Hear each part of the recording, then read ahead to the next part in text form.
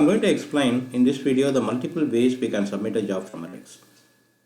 Let's take the sample job as this job. This is a pretty simple IFBR job. Okay, only contain 3 statements.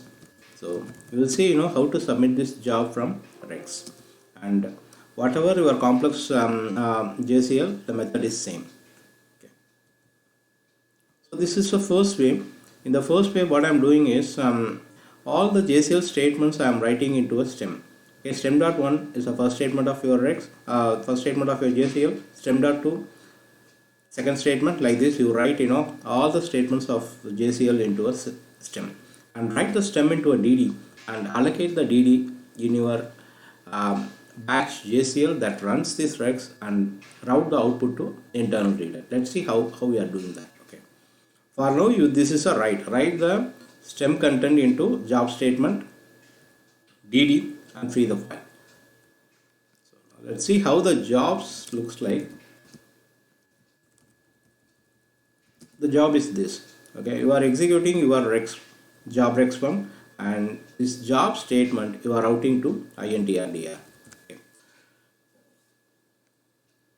So when I do that, everything which is returned into this DD, which will be getting to INTRDR, nothing but just, and it get processed by the just. Okay. Let's run it.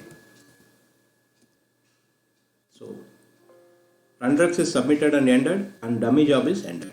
Okay, so that is done. And you need to remember that this is not a specific to REXX concept. In this way, you can submit a job from any programming language, whether it is COBOL or EC2 or PL1, any language you take. You can write the JCL statements to a DD, and that DD you route it to INTRDR, then the job will be submitted. So that's how you submit a job from any programming language. Okay. So I covered this way as a first way of doing. But you need to understand that this is we are running the REXX in a batch mode here. Okay. So your requirement is I am running my REXX in online mode like TSO. At the same time, I want to submit a job from the REXX. Then I'll show you the second way of doing.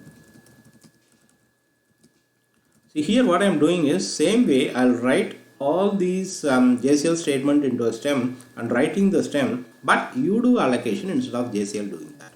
So allocate file job statement, allocate a dataset name, assign a dataset name to that, and once you have returned it, you submit that member that's built. Okay.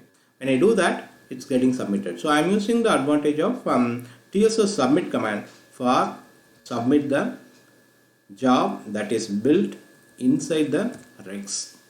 Okay. So this is second way. Let's run this. Dummy job submitted, and it is ended. Okay. Now let's see third way. Third way is using advantage of queues. So I don't want to have my own data set where I want to build and then I submit all those things I don't want to do it. You can take advantage of a queue concept. Write all your statements into a queue and do a submit star. Then everything will get submitted to just, and it will be processed. Let's do this here. So it's asked for an input stream name. Let's give test. So dummy job is submitted and ended. So these are the 3 ways you can submit a job from your REXX programming. And I just want to add little on the REXX2 alone here. See here, I am using my own data set, right, for building that.